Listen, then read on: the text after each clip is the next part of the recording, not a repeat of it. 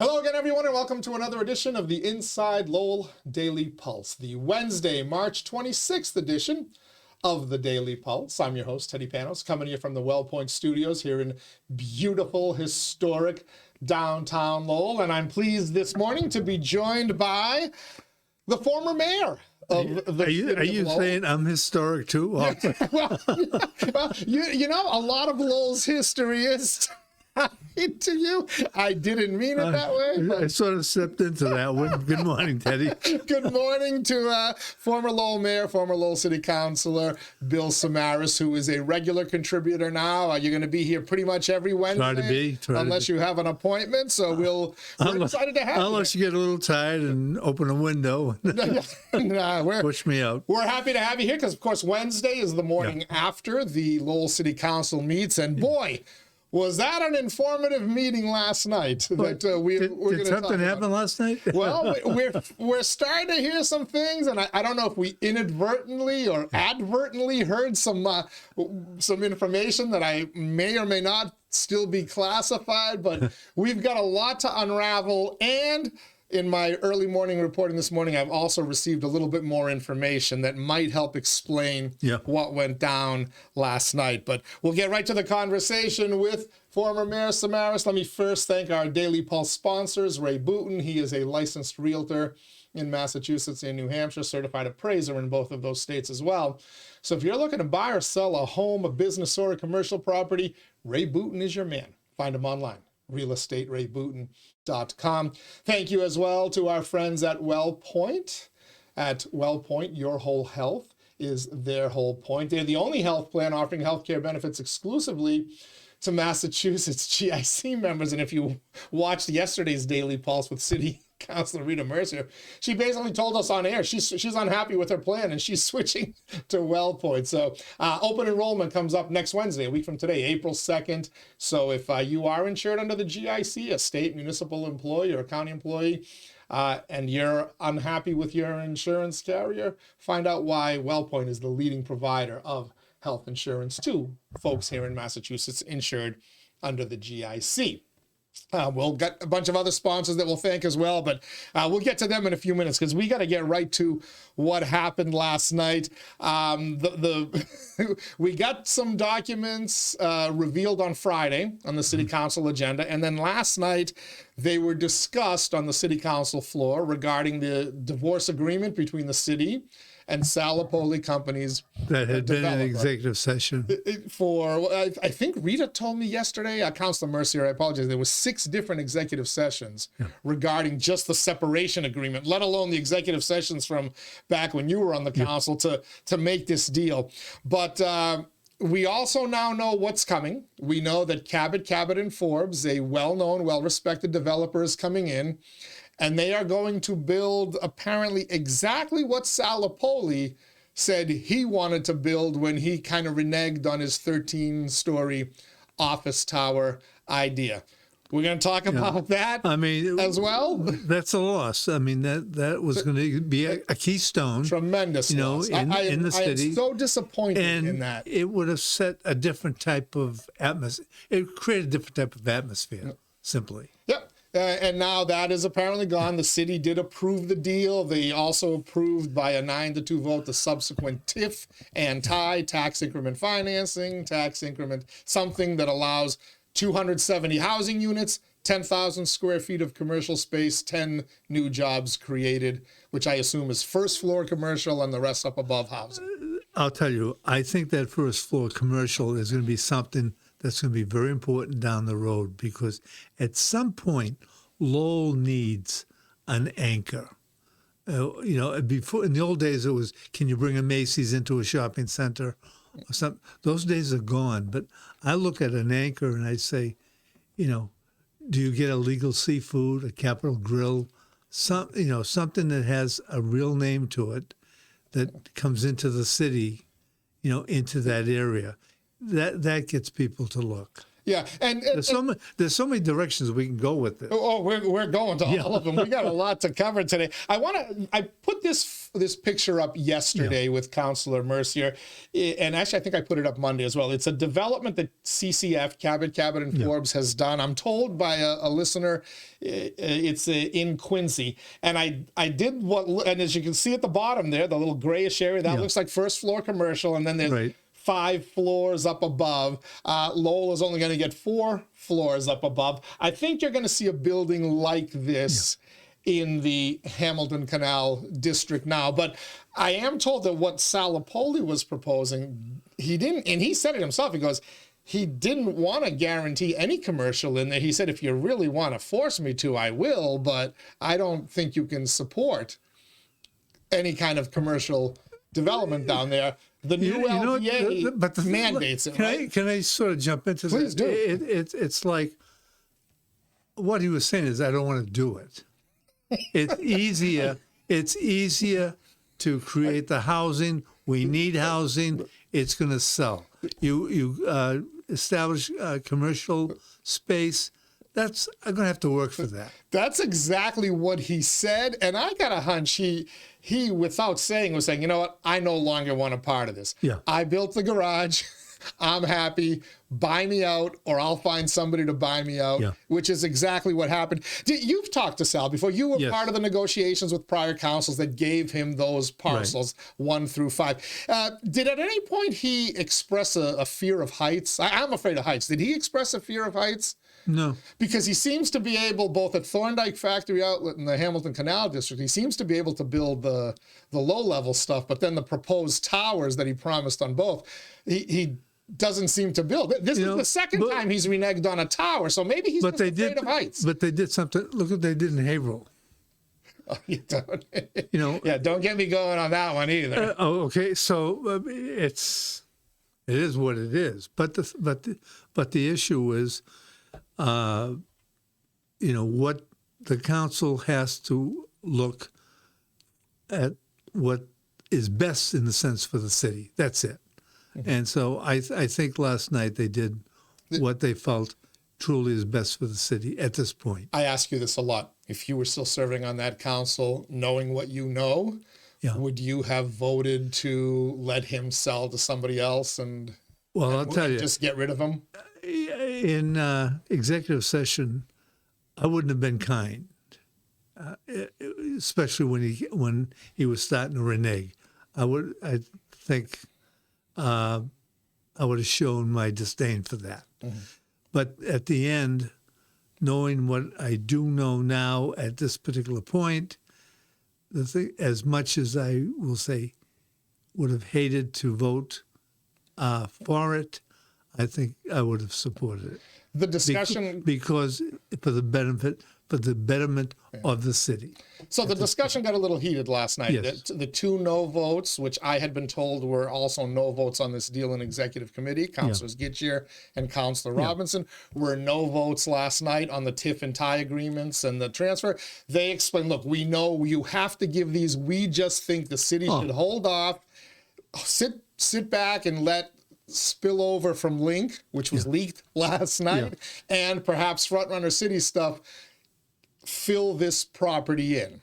Yeah. Why isn't that a good idea? Because I'll be honest with you, that was my thinking heading into last night, during the discussion last night, until I heard some legal things that confirmed some suspicions I had. Well, first of all, I mean, we can do a lot of discussion about the TIFs.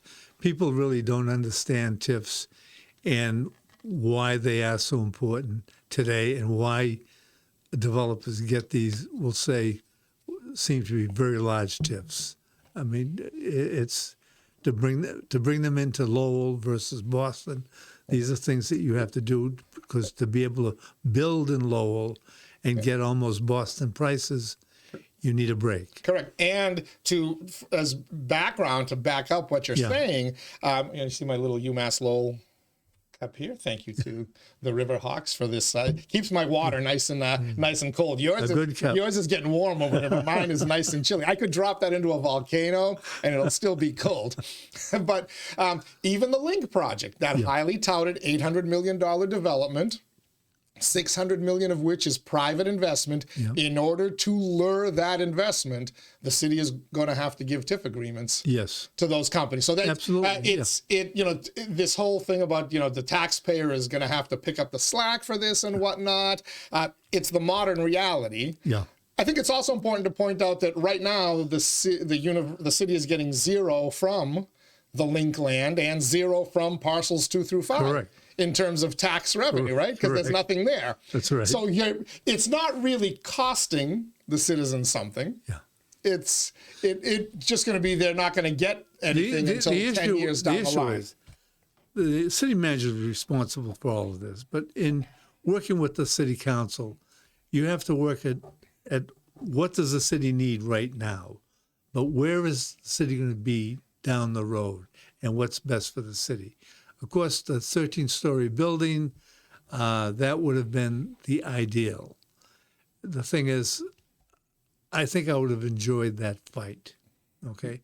But based on what I've seen and what I hear, Sal Lopoli owned the land. He bought the land. He paid $2 million to purchase the land from the city.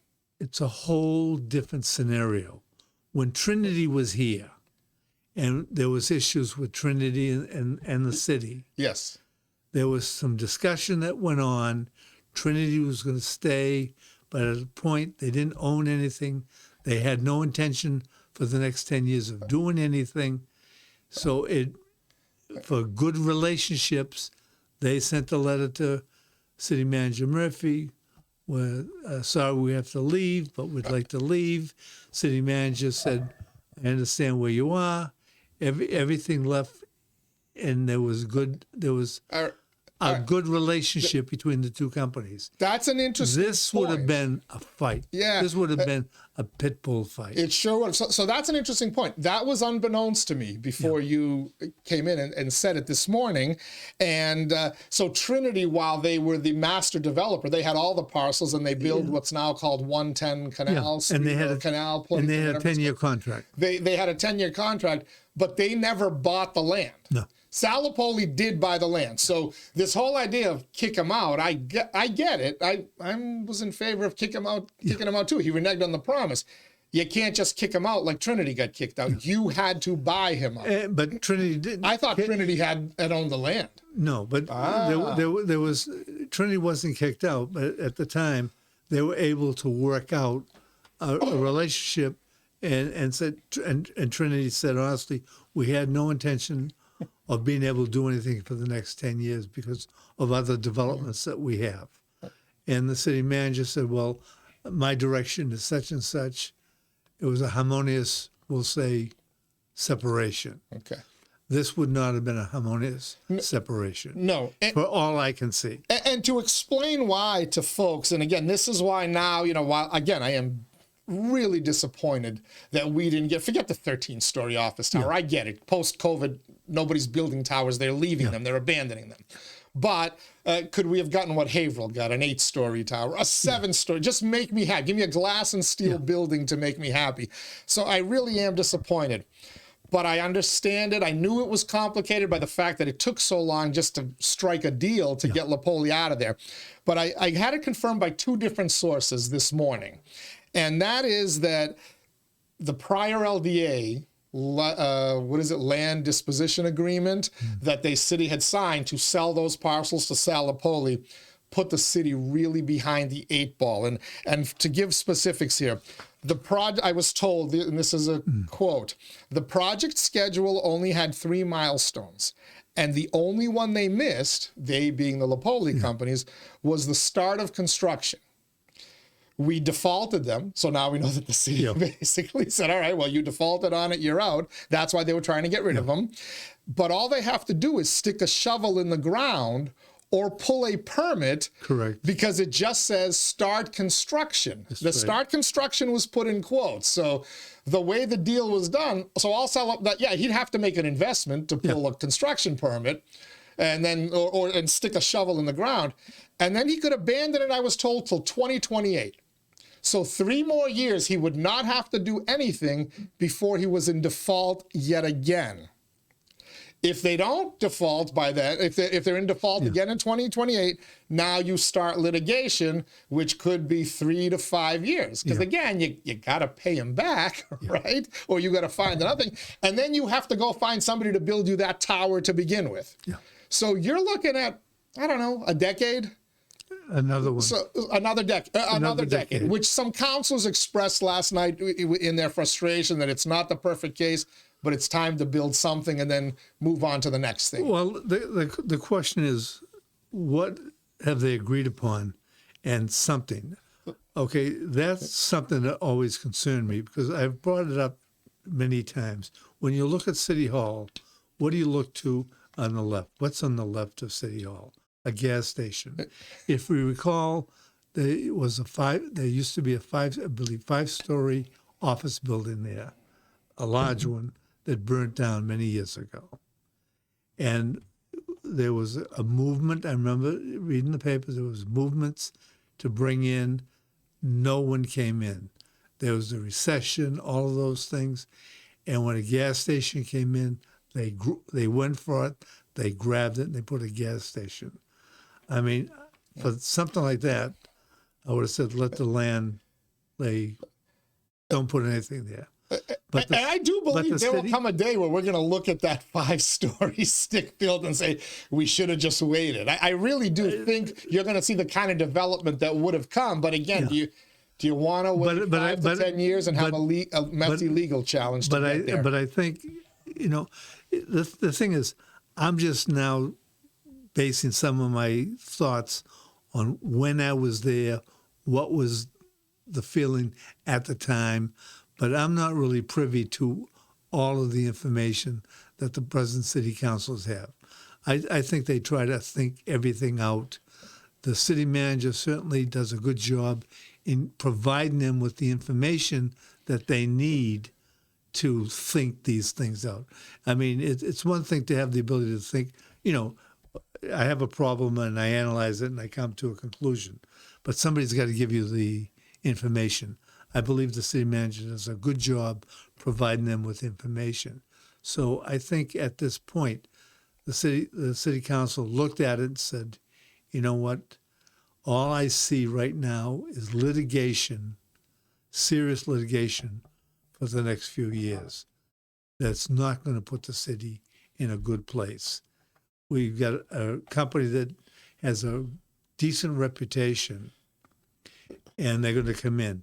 But the thing is, I think there has to be a demand on that commercial space on the bottom floor. Yeah. That's going to be the hardest thing. So that company, they're going to give the city a fight on that. Yeah. So that company, 𝐃𝐚𝐬, and Forbes, does have a very good reputation. After I had mentioned that info on my Monday show, my Big Mouth Monday Daily Falls, and I popped up this building, Michael in Lowell, Michael Breda, well-known guy in the local community, shot me a note responding to it, and he said, because I had said Lowell deserves better. We deserve an 8-story steel and glass structure. We deserve better than a 5-story wood build. He said, Lowell may deserve better, but at this time and in business environment, it could do worse.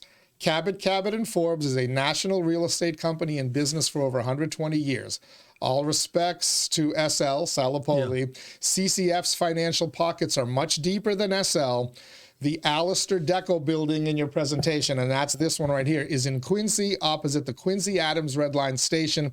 It was built in 2016 and is a transit-oriented development. Now, when I went to the 𝐃𝐚𝐬, and Forbes website, they put those 3 words there, transit-oriented development. That's their specialty. And now I'm seeing that they may be a good developer. Again, I wish, why can't you just give me a 6 or 7 story and make it all housing? I don't care at this point. But transit development, this is what we hear with MBTA communities and all this other stuff, right? But people should know, I think a lot of people don't realize, once you start talking 6 stories, you're talking steel. Correct. And very expensive. It changes everything. So that you're looking at, okay, what's the developer going to do? What can they do? And what can the city do? So basically, Lowell has to grin and bear it. Another disappointment in the Hamilton Canal District. I think. Can we take the word innovation out of there now? The thing is, if they utilize the commercial space, there'll be enough commercial space to do something different. That's a nice tease where we're going to pause for 1 second because Councillor 𝐿𝐥𝐥 last night spilled the beans on something that is in the works for down there. I'm going to get to it in a quick second. Let me just thank our Daily Pulse sponsors one more time. It's like a cliffhanger. Remember the old Batman episodes? You leave them in suspense. Now you got to sit here and listen about my sponsors here at the Daily Pulse. Of course, licensed realtor, real estate Ray Booten. He's also a certified appraiser, both in Mass and New Hampshire. Find him online, realestaterayBooten.com. Thank you as well to our friends at WellPoint. At WellPoint, your whole health is their whole point. Washington Savings Bank, banking that feels like home. Make the switch now to Washington Savings Bank. I used my UML mug because I brought the water home from home today, so I didn't use my Washington Savings cup. But we thank all of them for being a part of Inside Lowell. TMI Properties, quality and value at every price point. Find your perfect space with TMI. Mahoney Oil, providing warmth and protection to Greater Lowell, Southern New Hampshire since 1925. Greater Lowell Community Foundation, improving the quality of life in Greater Lowell through strategic, impactful philanthropy. Francis E. Preventure Insurance, protecting your most valued assets since 1982. I actually had a quick couple of minutes with Frank Preventure this morning.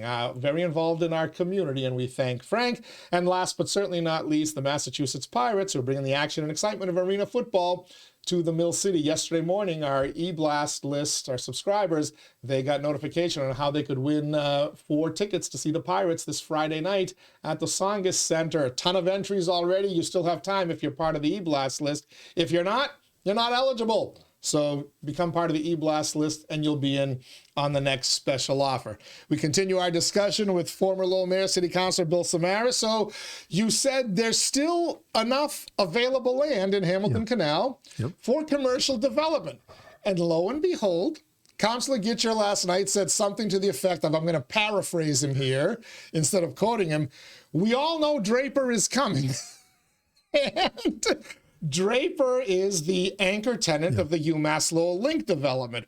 But I have been hearing for months that there is so much interest in the Link development that companies are being told we don't have room anymore by UMass Lowell. They've already filled up all the spots, but there are other spots in the city worth exploring. Interesting enough, Draper is one of those companies, it appears, because I had it confirmed this morning by other sources that Councilor 𝐿𝐥𝐥's, was it a slip of the tongue? Was it an intentional slip of the tongue? Is true that Draper is working with the city of Lowell to maybe grab some land in there and develop another parcel for commercial use over there. I think the university project is going to be a success. There's no question about that. It's coming. I think it'll be a reality, and I think we're going to look back at certain things and say, I wish we didn't do that, to have more land available or building space available. I like what the wind properties have done too, but I would have waited on that land and tried to get some commercial there. I mean, we had some real discussions with Wynn about commercial properties.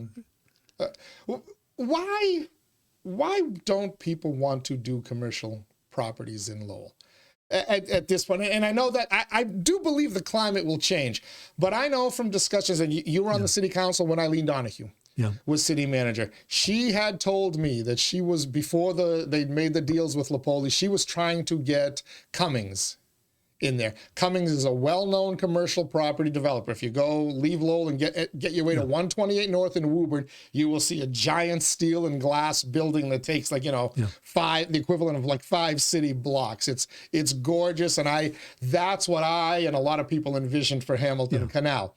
And Cummings didn't come while Eileen Donahue was here. Sal Lopoli ended up getting those parcels. I know that manager Golden engaged Cummings as well. Yeah. And they didn't come in. The thing is, why can't Lowell get a Cummings Park? But here's the point. I mean, you're the manager in the city of Lowell. You've had COVID. You've had Lowell's gone through so many ups and downs. But the thing is, we're a city we survive. But we have to go beyond surviving. I think what they've shown with the project that the mayor got involved with from Canada, with some possible loans, commercial loans at very low interest rates, the project with the university. A lot of people have complained about the university. I was one of them. I was wrong. But the university is our lifeline. Mm-hmm. There's no question. When you talk about resources, the university and Middlesex Community College, which will supply the workforce, for companies coming in. So we're there. Things can happen, but the thing is, we can't overreact. So I'm trying to put everything together. I think the city council had to do what they had to do. But the question is, should they have done it? But the thing is, I would say yes for one simple reason. They had a tiger by the tail, and the tiger was Sal Lopoli. And the thing is, he owned the land, and he wasn't gonna just succumb to the will of the city. He decided he was not going to build, and that's it. So should our anger and disappointment at getting a 5-story stick built instead of a steel tower be directed towards you and the city council and the city administration at the time for not putting together pre-COVID something that had a little more teeth to it than you got till 2028 to get shovels in the ground? The council is always going to take the blame, and the city manager is always going to take the blame.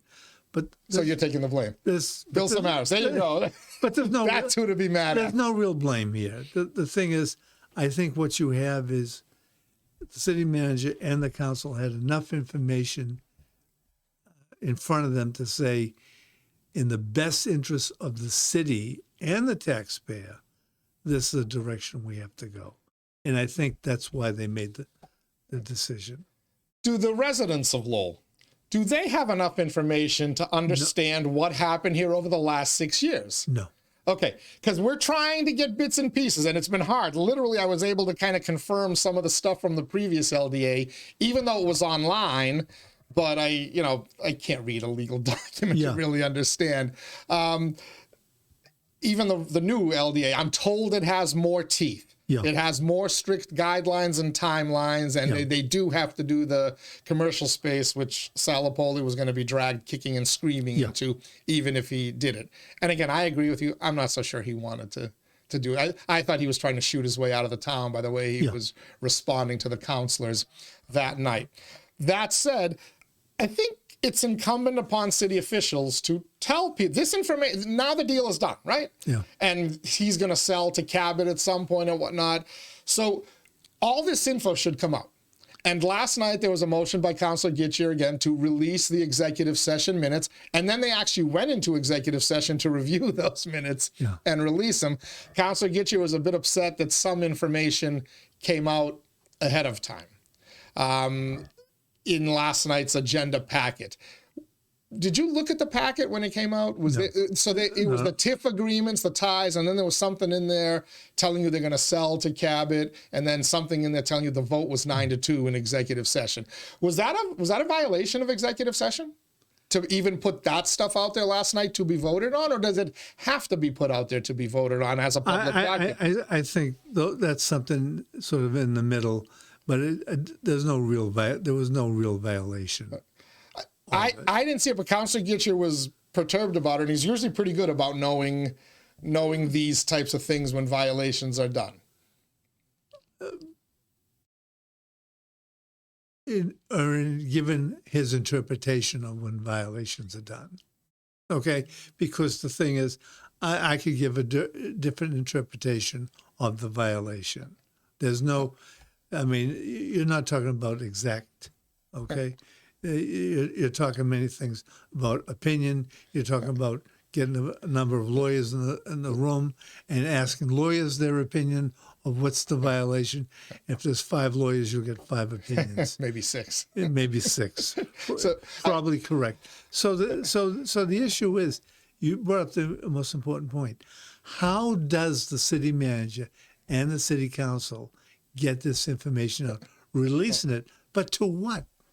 I mean, this here, this is a beacon, I mean, for our information. But how do we get more people to? So there's the crux of my question. Again, on the whether too much was released before or after. I don't know. Maybe you need to release this information publicly before you take a public vote on it. Who knows? Again, let the lawyers figure that out. But so we know the executive session minutes are going to be released sometime very soon. Do those you've sat in executive session and you've seen executive session minutes released. Yeah. How much of the actual discussion that takes place in executive session is included in the minutes? 50%? 5%? 100%? No, surprisingly, a lot of information. You believe that everything that the public would want to know comes out in executive session? I've seen things and said, oh my God, they're going to put that in. Really? Okay. Yeah.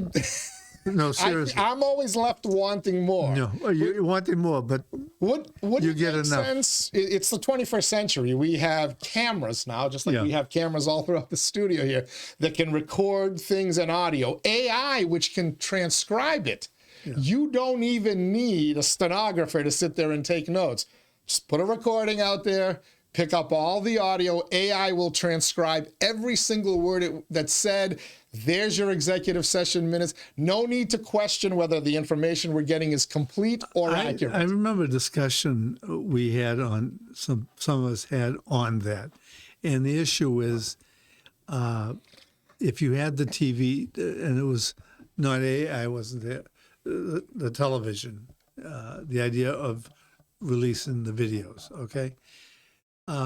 It would cause the discussions to be made more for the audience and so rather than say what I really think of your idea, I'm being very careful of what I say to you about the idea so I don't lose votes in Pawtuckaville or something like that because of. So you're saying that if you knew the executive session was going to be released word for word, you might hold back certain thoughts? Yes. Okay. But you say those thoughts, and now you're telling me that the minutes are going to reflect those thoughts pretty accurately. A lot of them do. But not always. But not to the point where it's, it gives people, other ideas, so to speak. It's a balance. To me, it's a balancing act. And I've seen in the school committee and on the city side where, if you really wanted information, you got the idea of exactly what happened and who was upset in the meeting at what. And who voted which way, which I guess is important. But the reasoning behind the voting to me is that's what I'm interested in. But because sometimes it changes your mind on an opinion. Yeah, but the thing is, I think, I came from a time when we went to city council meetings because it was the best show in town. Okay. Still is. And school committee meetings. Other than InsideLowell podcast. Okay. Best show in town. Because nothing was on TV. It was totally different. When the TV cameras were put in there, it changed the entire, way people presented themselves. It's the way it is. Yeah. It's the way it is. Yeah, so you're saying you counselors play up to the cameras? Yeah. I appreciate it. Honestly, I get it. That's the sense I get from watching. You have to, because if you don't, I mean, you pay a price every so often. My wife would have said, "Why did you do that last night?" Oh, nobody knows. And all of a sudden, you get 5 to 6 calls saying what an idiot you were, and that's a lot. When people say, "I receive many calls," if you receive 5 or 6 calls on anything, people are mad. Yeah, well, in the radio biz, we were told that every caller to a talk show represents 1,000 listeners. Yeah. So 5 or 6 calls, if that same holds true, yeah. 5 or 6 calls. Or it reflects an organized movement to try to sway your opinion, in Correct. which case they only speak for 5 or 6 people. That's the trick to figure out. A couple of other things that happened last night before we wrap up. First of all, did you see the part of the meeting with the arborist? Yes. All right. Well-intentioned dude, but I got to say that the dude was kind of like lecturing the council, yes. And then he interrupted multiple times, yes. Both counselors and the city manager. The manager. And finally, the mayor, who usually has a quick trigger, yeah. He doesn't tolerate that. He let it go, and then finally he said, "Hey, we're not doing back and forth anymore. Thank you. We'll take it into advice." These tree people, they take their work seriously. The mayor handled it well. Because the thing is, that person, no question, was sincere about that. But the thing is, then it got, we'll say, into another league, so to speak. And the city manager was being challenged on every word he said. The city council... Yeah, there was one interesting part where the manager explained to him why the one tree came down, and the guy interrupted him mid-sentence, which was a break in protocol. And said, "Well, what about the other 10 trees? Were they examined?" And the manager said, "Well, yes, actually they were." No, I was part of something where when somebody called up, "This tree is affecting my property." You'd go up, city would make a decision. Yes, they're right. The tree should come down. All of a sudden, 3 neighbors want to, cut your heart out for cutting the tree down. Trees. But Councilor Robinson made an interesting point that I had never thought of before. He goes, "Listen, first of all, you can hire an arborist and have a tree committee all you want, because a lot of these trees are national grid problems because they're overhanging wires. So now, you can have your arborist, but if National Grid comes in and says, 'We're chopping these branches down,' those branches are coming down, and the city doesn't really have much say, right? Unless you put that tree on the protected species list or something." Yeah. Not going to happen. All right. Far too much talk about arborists and trees in the first part of 2025.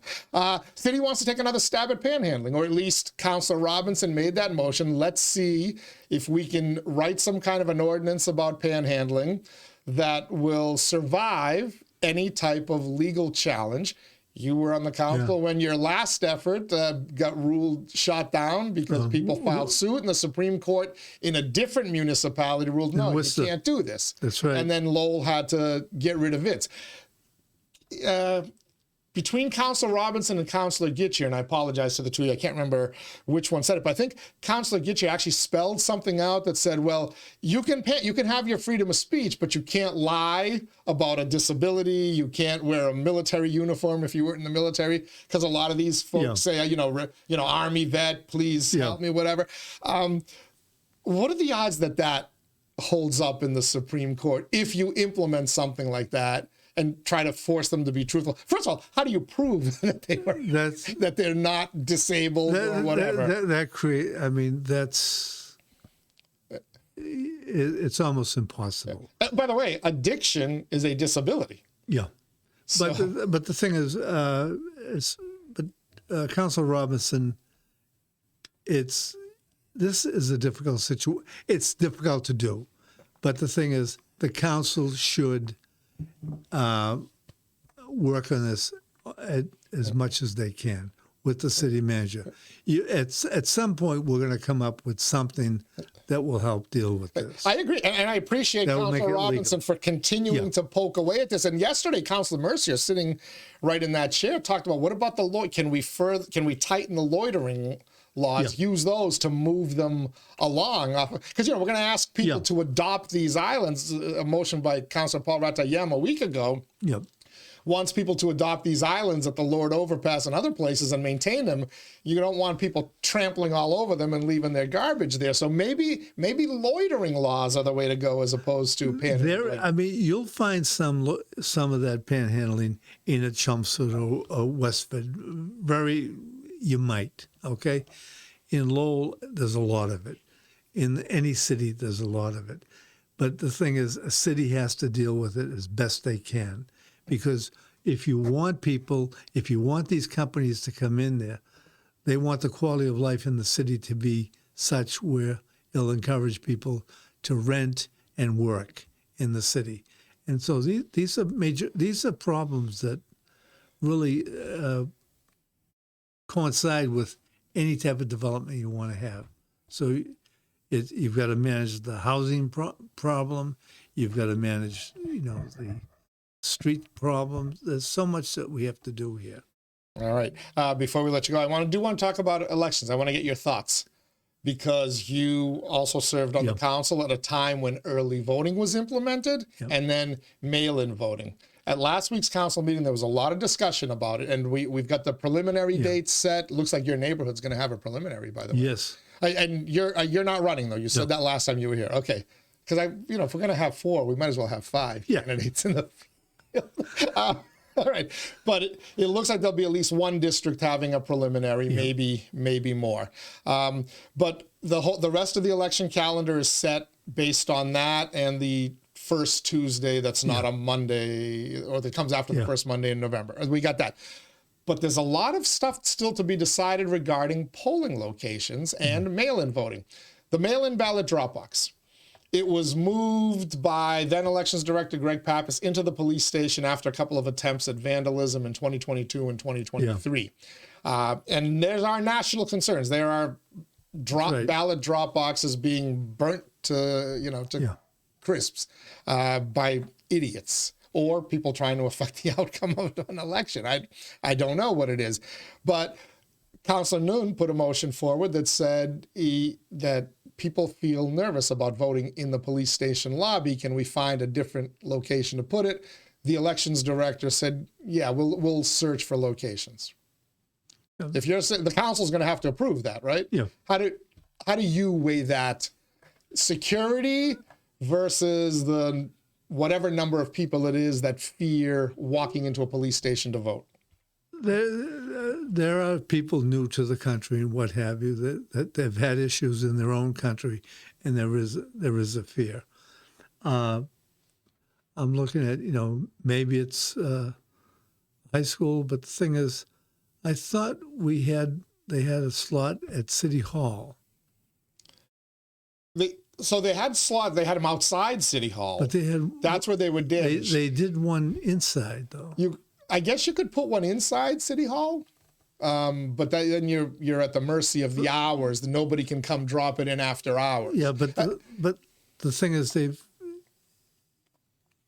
with the door, they attached. I thought they had attached a box to the door. Yeah, that was actually. That was partially discussed too in one of the vestibules or whatever it's called. Yeah. But my question on this, I apologies to everybody. I understand that there is a fear for certain people. Why?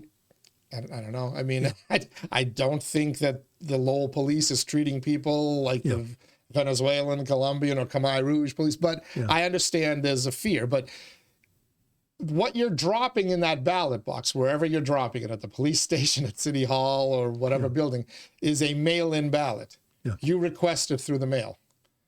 Why can't you just put it in a mailbox? You can go to the post office just as easily as you can go to City Hall or wherever, and you can drop it in the vestibule there. You can put it in the mail, and the mailman will take it for you. Sometimes we get carried away with something like that, and sometimes the process has to be simplified. And just, in other words, you have weekend voting, or you have come down to City Hall and vote. I think the city of Lowell has done its due diligence in many ways to make voting an easier process. At great expense, mind you. Yeah. And I think it's a necessary expense at this point. But the thing is, you could have the thing is, I might at some point just said, you know what, we can't find a space that really have it at the police station and the U.S. mail. It's U.S. mail. Go to the post office. Be careful. Go to the post office. You're agreeing with me here. It's going to lose you some friends in the neighborhood. I know, but the thing is, but that's what it is. Put it in the mail. You already have the mail-in ballot. Put it in the mail if the police station scares you. I do want to interject for a second here because you said the city of Lowell has done a good job, and not if you listen to some voting advocacy groups here. The city of Lowell has done absolutely nothing. I point to them that Lowell more than doubles the turnout. Even in the terrible year like we had in 2023, we do far better than surrounding communities. Last night, North Andover went to the polls. Yesterday, North Andover went to the polls. 22,000, give or take, 22,170, I believe, was the number, registered voters in North Andover. You know how many voted? 1,200 something. 5.7%. I'll round it up and call it 6%. 6% of North Andover residents decided to show up and vote. Lowell routinely gets, as bad as the numbers appear to be, 15 to 18%, maybe 20% in a municipal election. City of Lowell does really damn good making sure people know how to vote. And you have to assume that Andover has, we'll say, the majority of its people being able to speak English, okay? Homeowners, property owners, they're not a transient population. Not requiring really any type of extra help, and they're not doing it.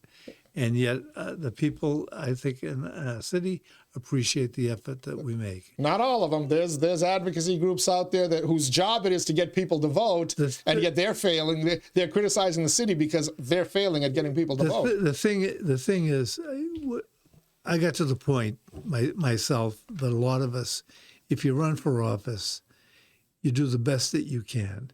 If you try to react to, there are certain groups, there is nothing you can do on this earth that would satisfy them. I 100%, and I agree with something Greg Pappas has said, where he said it's not the city's job to get you to vote; it's the candidate's job to get you to vote. If the candidates can't excite the population, then they've got nobody to blame but themselves. All right. Last issue, back to elections. The senior center as early voting. There's a preference to have the senior center instead of City Hall as of early voting because of some challenges at City Hall. Legitimate challenge, right? Some handicap access becomes an issue. Getting up to the mayor's reception room, especially if that one elevator dies on you. The senior center the most frightening elevator in the city of Lowell. You haven't been on this one here in the executive building. But so that's a legitimate issue. The senior center, which seems to be everybody's preferred location, does create challenges too, both in, parking is an issue. There's a Walgreens there that takes up a lot of parking, but not that many people early vote in person. But it's disrupting the free meal service for those who use the senior center. Councilor Mercier says there may be a way to get around that.